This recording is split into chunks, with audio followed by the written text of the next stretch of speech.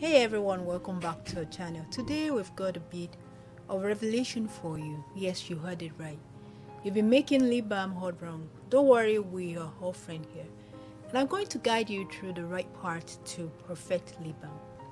So grab your favorite mug or tea or coffee and let's chat about lip balm formulation. Now, lip balm making seems straightforward, right? Melt some waxes and oil, pour them into tubes or tins and you're good to go. Well, it's a bit more nuanced than that. The trick to a fantastic lip balm lies not just in what you put in it, but also in how you combine and handle these ingredients. First thing first, let's talk about the wax to oil ratio. This is where most DIYers slip up. Too much wax and your lip balm is hard and unwieldy. Too little and it's more of a lip oil than a balm. The golden ratio generally is 1 part wax and 2 parts oil.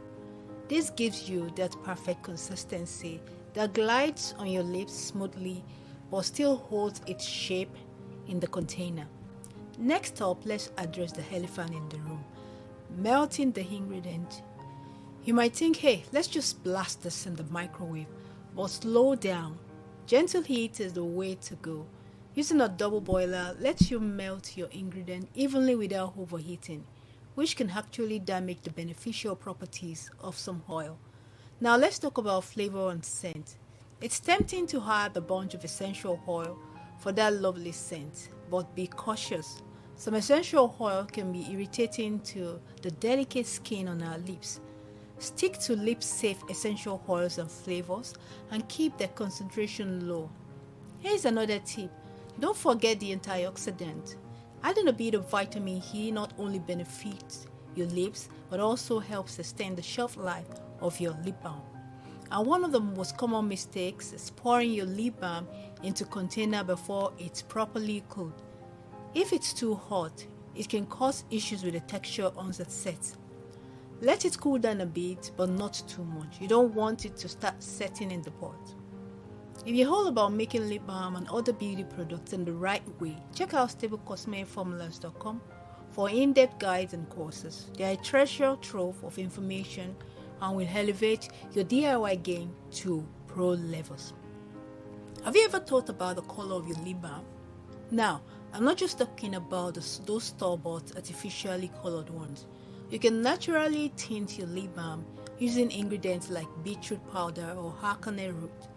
This gives a subtle natural hue to your balm, adding an extra dash of fun while keeping it completely natural. Let's also talk about texture. A great lip balm doesn't just moisturize, it should feel luxurious on your lips.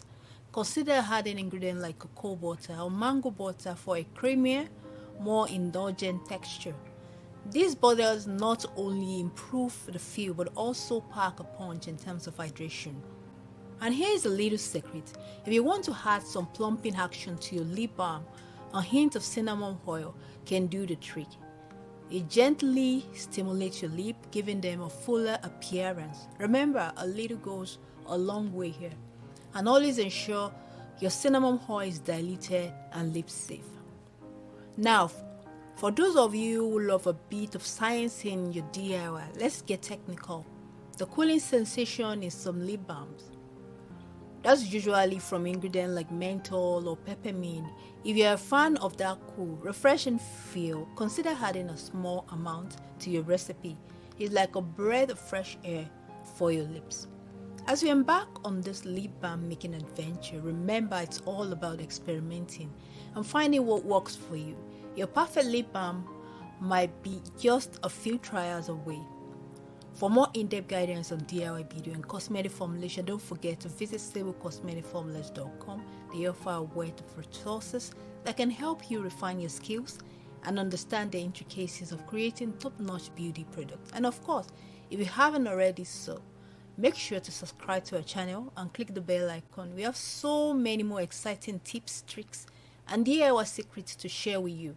Thank you for joining me today. Remember, every great beauty creation starts with a bit of curiosity and a lot of passion.